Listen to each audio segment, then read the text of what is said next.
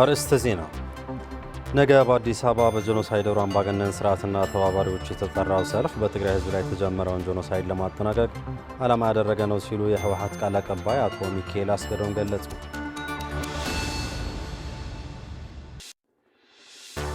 በኢትዮጵያ በስም ምክክር እየተካሄደ ያለው መድረክ ሆነ ነገ በአዲስ አበባ ይካሄዳል የተባለው ሰላማዊ ሰልፍ ትግራይንና የትግራይ ህዝብ የማይወክል ብሎም ሰላምን የማያመጣ አካሄድ ነው ሲሉ አቶ አባይ ግደይ ገለጹ።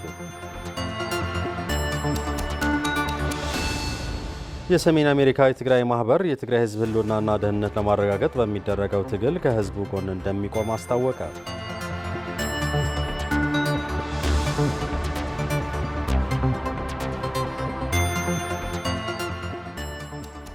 ጤና ይስጥልን ተመልካቾች፣ ከትግራይ ቴሌቪዥን የሚተላለፍ የአማርኛ ቋንቋ ዜናችን አሁን ጀምሯል። አብራችሁን ቆዩ። ነገ በአዲስ አበባ በጄኖሳይደሩ አምባገነን ስርዓትና ተባባሪዎች የተጠራው ሰልፍ በትግራይ ህዝብ ላይ የተጀመረውን ጄኖሳይድ ለማጠናቀቅ ዓላማ ያደረገ ነው ሲሉ የህወሓት ቃል አቀባይ አቶ ሚካኤል አስገዶም ገለጹ። ቃል አቀባዩ አቶ ሚካኤል በሰልፉ ዙሪያ ለዛሬ ለጋዜጠኞች በሰጡት መግለጫ የትግራይ ግዛታዊ አንድነት እንዳይረጋገጥ፣ ተፈናቃዮች ወደ ቀያቸው እንዳይመለሱ በአገዛዙ የሚደረገው ስራ ለመሸፋፈን ያለመ ነው ብለዋል።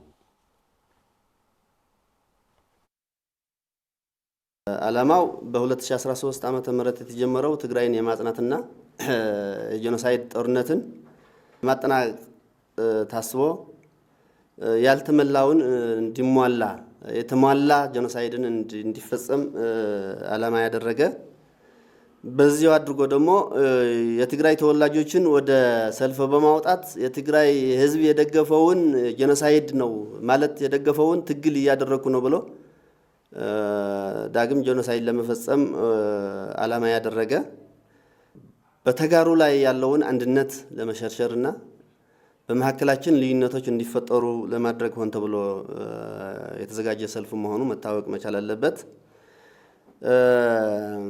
የዚህ ሰልፍ ባለቤት ጄኖሳይደሩ አምባገነን መሪ እና ተባባሪዎቹ ናቸው። ሆን ብለው ተዘጋጅተው አመራር እየሰጡበት ያለበት ሁኔታ መሆኑም መታወቅ አለበት። የሰው ኃይል አስቀምጠው በጀት መድበው በትግራይ ጄኖሳይድ ሁሌ የማይታክቱ ሚዲያዎች አዘጋጅተው አሰማርተው የተለያዩ መልእክቶችና ጽሁፎች አዘጋጅተው እንዲፈጸም እያደረጉ የመሩት ያሉ እንደሆነ መታወቅ መቻል አለበት።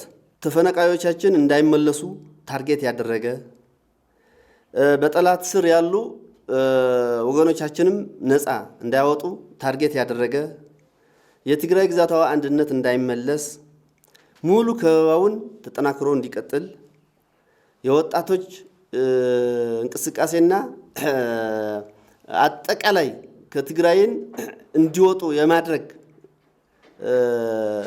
ታሳቢ ያደረገ በጣም አደገኛ እና ካሁን በፊትም እየተሰራ የነበረ አሁን ደግሞ እንደማጠቃለያ ያስበው ያደረጉት ያለ መሆኑን መታወቅ መቻል አለበት። ስለዚህ እነዚህ መፈክሮችና አጠቃላይ የሰልፉ ዓላማ የተጀመረውን ጄኖሳይድ አሁንም ማጠቃለያ እንዲያገኝ እንዲቀጥል ትግራይን ካላጠፋሁ እኔ በስልጣን ላይ መኖር አልችልም ብሎ ስለደመደመ ያን ዓላማ ያለው ሰልፍ መሆኑ መታወቅ መቻል አለበት። በተያዘ ዜና በአዲስ አበባ የተጠራው ሰልፍ ተጋሩ እንደ ብሔር እንዲጠፉ የተጠራ ሰልፍ መሆኑ የገለጹት የህወሓት ቃል አቀባይ አቶ ሚካኤል አስገዶም በአዲስ አበባ የሚገኙ የትግራይ ተወላጆች በሰልፉ ባለመሳተፍ እንዲያወግዙና በተለያዩ ምክንያት ከትግራይ የወጡ ወደ ክልላቸው እንዲመለሱም ጥሪ አቅርበዋል።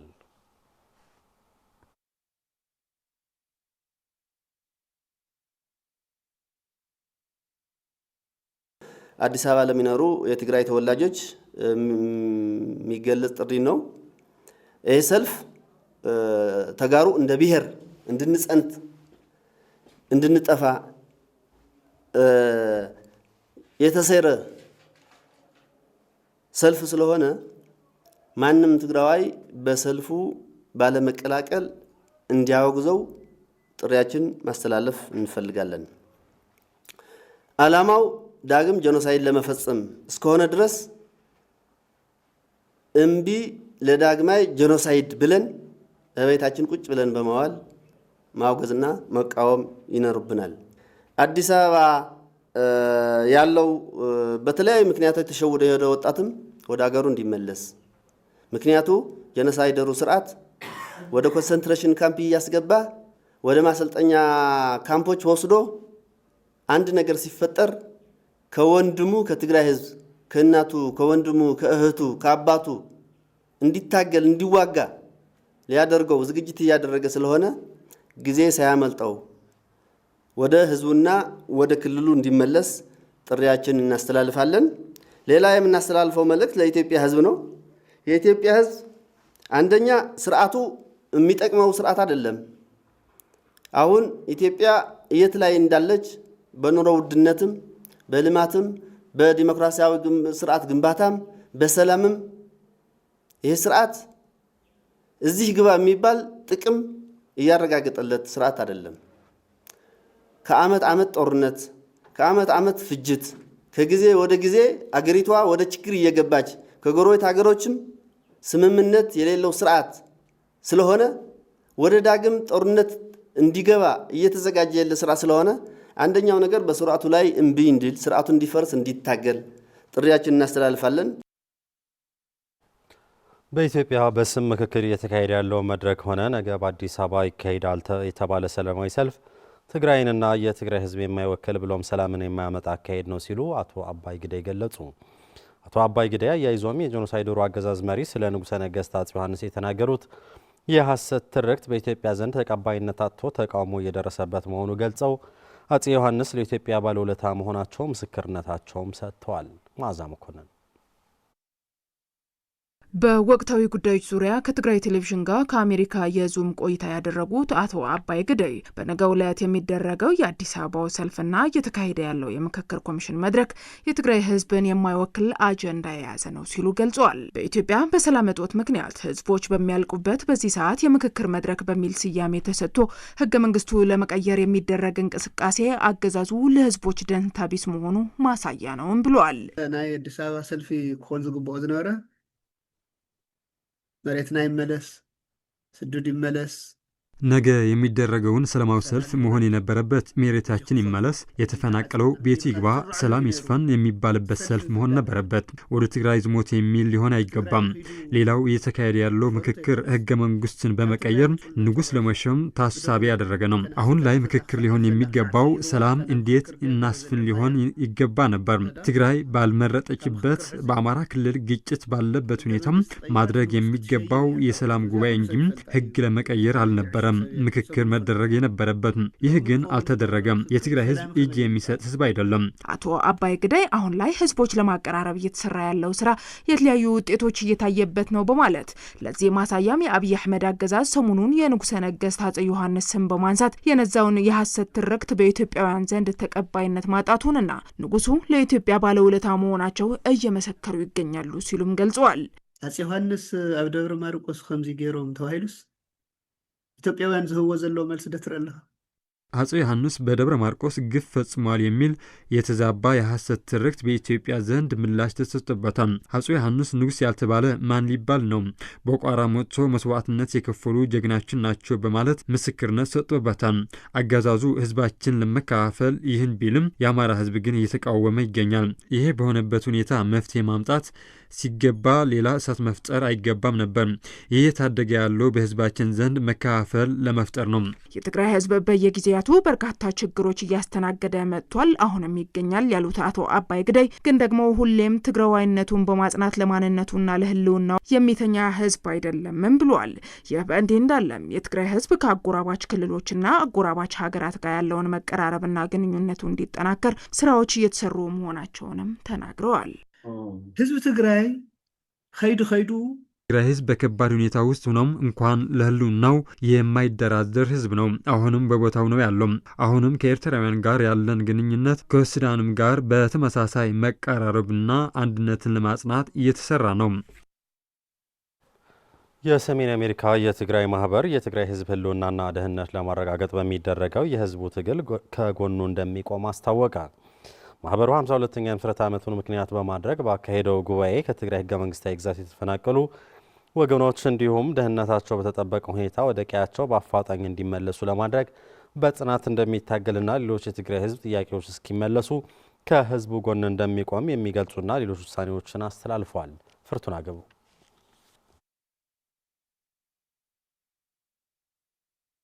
የሰሜን አሜሪካ የትግራይ ማህበር 52ኛውን ዓመታዊ ጉባኤ ከሐምሌ 6 እስከ 8 ቀን 2018 ዓ.ም ፔንሲልቬኒያ ግዛት ላንካስተር ከተማ አካሂዷል።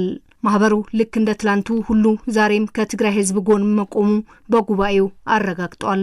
የትግራይ ህዝብ አሁንም ቢሆን የጄኖሳይድ ዓላማ ባነገበው ጦርነት ምክንያት ከስጋት አለመውጣቱን አመላክቷል። በጉባኤው የኢትዮጵያ መንግስት የፕሪቶሪያው ስምምነት በመጣሱ ምክንያት በትግራይ ህዝብ ላይ የተጋረጠውን ህልውናን የሚፈታተን አደጋ በተመለከተም ተወያይቶ መደምደሚያዎች መያዙን የገለጸው ማህበሩም የትግራይ ህዝብ በአሁኑ ወቅት የጄኖሳይድ ሰለባ ሆኗል። ሉዓላዊነት ግዛቱ በወራሪዎች ተይዟል። ከቤት ንብረታቸው የተፈናቀሉ ወገኖቻችን ወደ መኖሪያቸው አልተመለሱም። ማህበራዊና ኢኮኖሚያዊ ማዕቀቦች ተጥለውበታል። የአብይ አህመድ አገዛዝ ሌላ የዘር ማጥፋት ጦርነት ለማካሄድ እየተዘጋጀና ሰራዊቱን ወደ ትግራይ ድንበር እያሰባሰበ እንደሚገኝና የዓለም አቀፉ ማህበረሰብም በሐሰተኛ ፕሮፓጋንዳ እንዲሳሳት እየተደረገ መሆኑ ተገንዝበናል ብሏል ማትሳአ በመግለጫው። በሌላ በኩል የትግራይ ህዝብ ከመንግስቱና ከሰራዊት ጎን በመሆን እንዲሁም ድርጅቶቹንና ወዳጆችን በማሳተፍ ለሰላም ጥሪና ህልውናውን ለማስከበር በሚያደርገው ትግል ላይ መሆኑን ድምዳሜው ላይ የደረሰው የሰሜን አሜሪካ የትግራይ ማህበር ማትሳአ ጉባኤም በትግራይ ህዝብ ላይ የተደቀነውን ይህን ሁሉን አቀፍ የህልውና አደጋ ለመመከት የተለያዩ ውሳኔዎች አሳልፏል።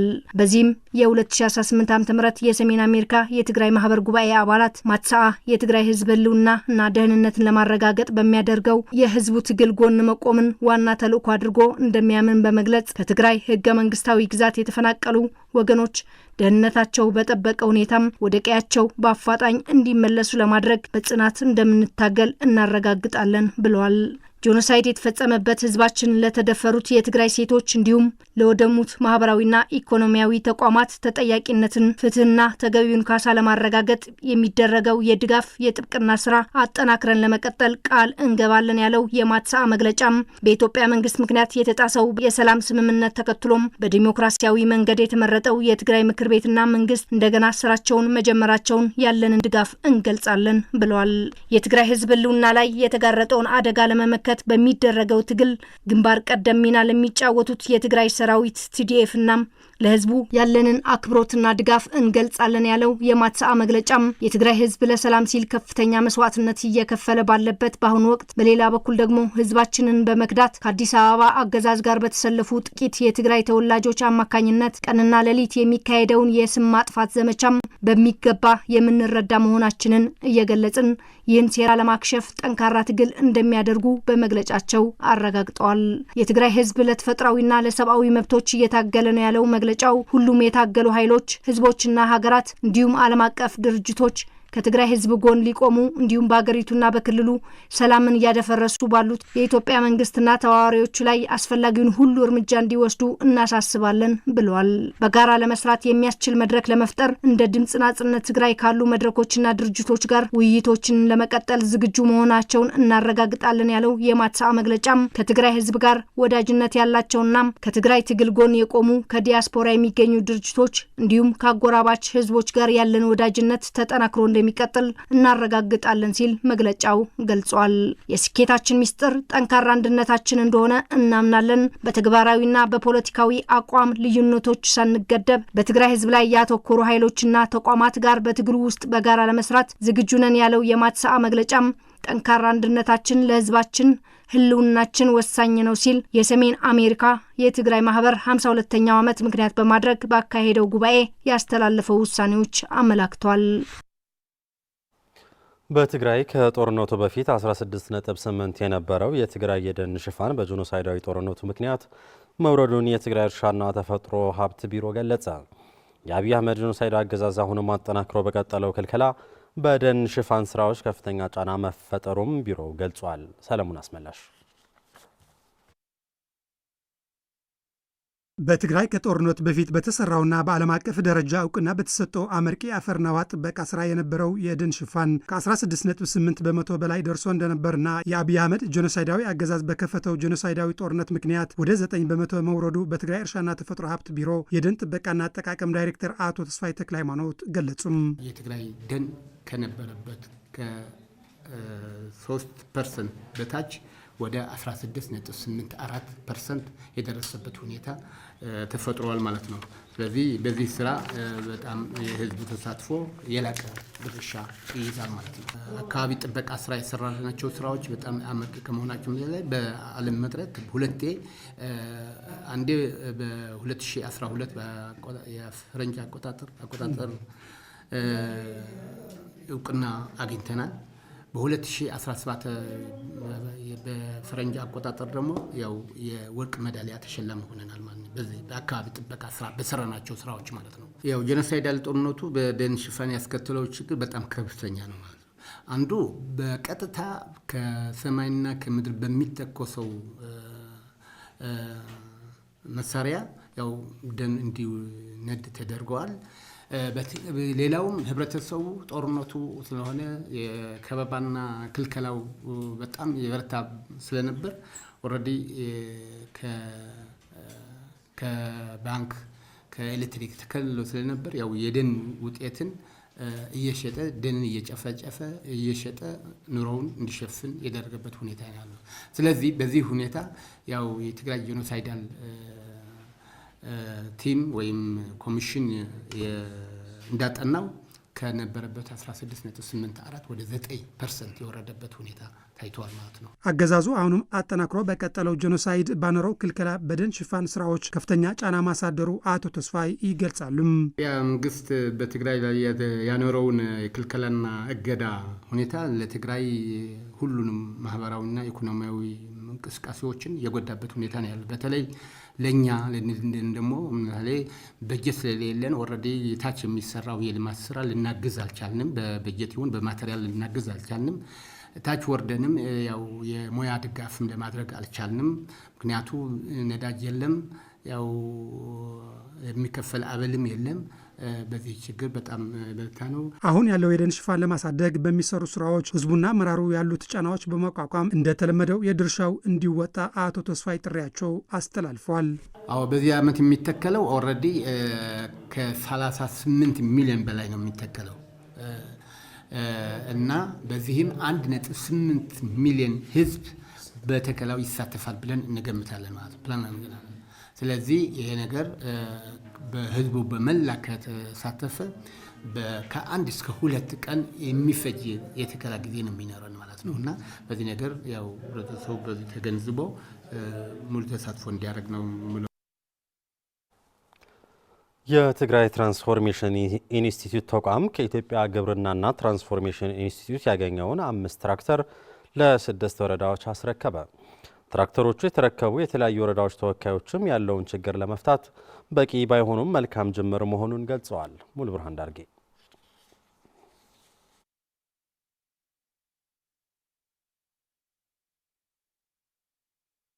በትግራይ በነበረው ጦርነት የእርሻና ግብርና ዘርፉ ክፉኛ እንደተጎዳ ይታወቃል። ይህም አርሶ አደሩ ከባህላዊ የአሰራር ዘዴ ወጥቶ ስራውን ለማዘመን ወደ ኋላ የተመለሰበት ሁኔታ እንደነበርም ይታወቃል። ስለሆነም የተለያዩ የሜካናይዜሽን ስራዎችን በመከተል ዘርፉን መደገፍ እንደሚገባም ይታመናል። በመሆኑም የትግራይ ትራንስፎርሜሽን ኢንስቲትዩት ተቋም የትግራይን አርሶ አደር ሜካናይዜሽንን በመጠቀም የተጎዳውን ኢኮኖሚው ላይ እንዲሰራ ለማስቻል እየሰራ መሆኑን የተቋሙ ዳይሬክተር አቶ ታደሰ ተወልደ ብርሃን ገልጸዋል። የትራክተር ማስረከብ ስራ እነዚህ 5 ትራክተሮች 88 ሚሊዮን ወጪ ተደርጎ የተገዛ ነው። ትራክተር አለ፣ ተጎታች አላቸው፣ የመከስከሻ አላቸው፣ ማረሻ አላቸውና የተሟለ ፓኬጅ ይዞ ነው ጊዜው ተፈጽሞ ተሰጥቷቸው ያለ። ይሄ ለብዙ አርሶ አደር ህይወት የሚቀይር ነው።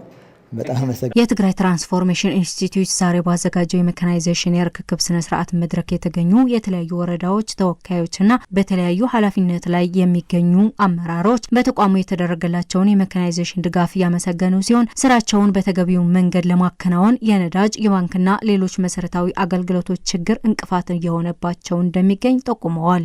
በእኛ ትልቅ እንቅፋት ያለን አንዱ ቁጥር 1 ነዳጅ ነው። ነዳጅ በሊትር ነው የምንገዛው ከማደያ ከምናምን ሳይሆን ዝም ብሎ ላይክ ባጃጅና ሞተሮች አሉ አይደል?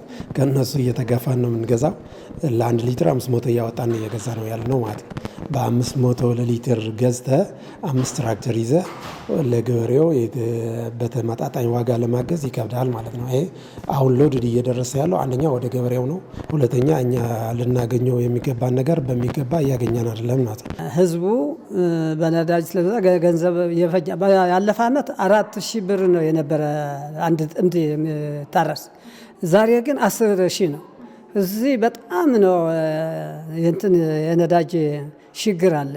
በትግራይ በነበረው ጦርነት ከባድ ጉዳት የደረሰበት የትግራይ እርሻ ዘርፍ ከደረሰበት ጉዳት ለማስወጣት በሜካናይዜሽን የታገዘ ስራ መስራት እንደሚያሻም ገልጸዋል። በሬው ብቻ አይደለም የእርሻ መሳሪያ እንዳለም ወድሟል። አንድ በሬ ዋጋ በመቶ ሺዎች በደረሰበት ጊዜ ነው ያለ ነው ማለት ነው። ስለዚህ ተመልሶ ወደዛ እንዳይመለስ ያ ሜካናይዜሽን ኤቲኤ እንደጀመረው ሌሎችን በዚህ ላይ እንዳለ ዘመናዊ ብናደርገው እርሻ የተሻለ ጥሩ ስራ ይሰራል የሚል እምነት አለኝ። መንግስት ሆነ ሌላ በዚህ ደገፍ ካለ የትግራይ ህዝብ ሁሉ በራሴ ቢያስብ ለውጥ ላመጣ ነው ብዬ ነው የሚያስበው። የትግራይ ትራንስፎርሜሽን ኢንስቲትዩት አማካሪ ዶክተር እያሱ አብርሃ በበኩላቸው ከዚህ ቀደም የነበሩ ስራዎችን በማዘመን ለግብርናው ትኩረት በመስጠት መስራት ይገባል ያሉ ሲሆን ስራውን ለማስፋት ያሉ ዋነኛ እንቅፋቶች መፍታት ግን ከምንም በላይ ቅድሚያ ሊሰጠው የሚገባ ጉዳይ መሆኑን አስምረውበታል። በተለይ እንደዚህ ፋርመር ፕሮዳክሽን ክላስተር የምንለው አደረጃጀት ለዚህ ነው። ቀደም ብለው ቴክኖሎጂ ነበሩ እኮ ዴሞንስትሬሽን ነበሩ፣ ግን በተደራጀ አይደለም። አንዱን ይደርሰዋል ሌላ። ስለዚህ አሁን በተደራጀ ሲማሩ ቴክኖሎጂ ቴክ አፑን ያሳድጋል። አንደኛ ብድር አገልግሎትን ማግኘት መንግስታችን ትኩረት ያርግ። ሁለተኛ ነዳጅ፣ በተለይ ወጣቱን ወደ ሜካናይዜሽን እናስገባው። ነዳጅ የሌለ ከሆነ ደግሞ አራምባና ቆቦ ስለሚሆን መንግስት ግብርና ዘመናዊ ለማድረግ ደግሞ አርጎት ያለው አሁን አንደኛ ምለው ለመንግስት መስኖ 3 ጊዜ እናምርት። ከመስኖ ሌላ የለም። ሪቮሉሽናይዝ እናርጋል። ሁለተኛ ሜካናይዜሽን እንጠቀም። ሶስተኛ ቴክኖሎጂ ግብአትና፣ አራተኛ በተደራጀ መልክ እንምራው። አምስተኛ ደግሞ አመራሩ ለዚህ የሚመራ መሆን አለበት። በተመሳሳይ ዜና የትግራይ የእርሻና የግብርና ችግሮችን ለመፍታት ሰፊ ስራ መስራት ይጠበቃል ሲሉ አቶ አለም ብርሃን ሀሪፈዮ ገለጹ። በእርሻ ስራዎች ያሉ ችግሮች ትኩረት በመስጠትና በማዘመን መፍታት እንደሚገባም ተጠቁሟል። ሙሉ ብርሃን ዳርጌ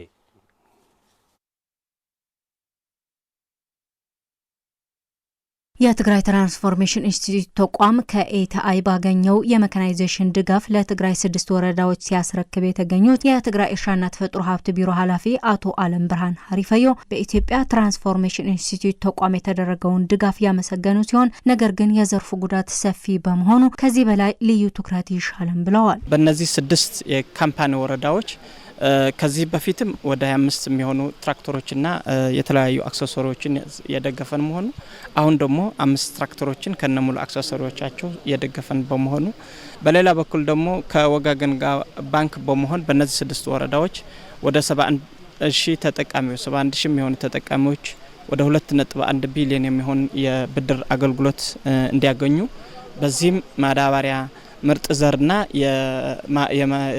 የትራክተር ክራይ እንዲያገኙ ከማድረግ አንጻር እየሰራው ያለ ስራም ከፍተኛ እንደሆነ ሲገልጽ በዚህ አጋጣሚ እንደ ቢሮ ኦፍ አግሪካልቸር እንደ ግብርና ቢሮ ለተደረገልና እየተደረገልን ላለው ነገር እያመሰገን የትግራይን ኦቨርኦል ችግር በተለይ ደግሞ በጦርነት የደረሰ ኦቨርኦል ጉዳት በጣም ከፍተኛ ከመሆነ አንጻር እነዚህን ድጋፎች በጣም የሚመሰገኑ ግን ከችግሮቻችን አንጻር በጣም ዝግባ የማይባሉ ከመሆናቸው አንጻር ኤቲኤም ሌሎች የመንግስትና መንግስታዊ ያልሆኑ ድርጅቶችም በእንደዚህ እንቅስቃሴ ያላቸው ተሳትፎ እንዲያጠናክሩ በዚህ አጋጣሚ መግለጽ ፈልጋለሁ። የተለያዩ ወረዳዎች ተወካይና ድጋፉን የተረከቡ አካላትም የትግራይ አርሶ አደር በሜካናይዜሽን የታገዘ የእርሻ ስራ ቢሰራ ጥሩ ውጤት ሊያገኝበት እንደሚችልና ዘርፉ ጉዳቱ ሰፊ መሆኑን ገልጸዋል። እነዚህ ትራክተሮች ለገበሬዎቹ የሚያደርጉት ጥቅም ያለው ትራክተሮቹን ለማረስና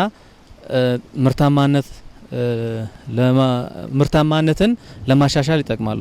ደግሞ እስካሁን ድረስ ያው ያለውን ሁኔታ ደግሞ ባህላዊ ወይ ደግሞ ልምዳዊ በሆነ አሰራር የነበረን ዘዴ ወደ ዘመናዊ የምንቀይርበት ወይ ደግሞ የምናስተጋግርበት መንገድ ስለሆነ ጅማሬው አሪፍ ነው ብዬ አስባለሁ። ያው ጠቀሜታው አብዛኛው አሁን በጦርነቱ ሳቢያ አብዛኛው ገበሬዎቻችን በሬዎቻቸው ተወስደው ታርደው ምናምን ያሉ ብዙ ከግማሽ በታች ፐርሰንት ነው የተጎዱበት። ስለዚህ ያው ከበሬ ቀንበር ወጥቶ ወደዚህ ትራንስፎርሜሽን ወደ ትራክተር እርሻ ሲገቡ አንድ ግሎት ይቀንሳል፣ ደግሞ ሰለጤንም አለው፣ የአፈር ለምነትም ይጨምራል። ስለዚህ ገበሬውም ራሱ ተቀባይነት አለው፣ ብዙ ነገሮችም ያግዛሉ። በመሆኑም በዚሁ ዘርፍ የሚታዩ ችግሮች በመፍታትና በመደገፍ አርሶ አደሩ ከራሱ አልፎ ለሌሎች የሚተርፍበት እድል ማመቻቸት ለነገ የማይባል የዛሬ ትልቅ የቤት ስራ መሆኑንም ጠቅሰዋል።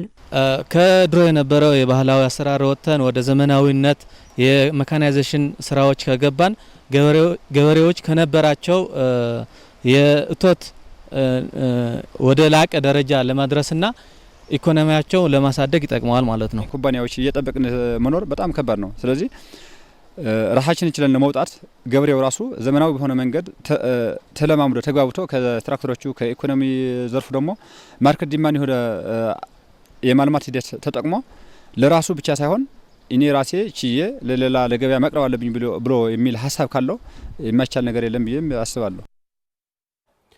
ለሰዓቱ ያዝናቸው ዜናዎቻችን በዚህ አብቅተዋል። ስለተከታተላችሁ እናመሰግናለን። ሰላም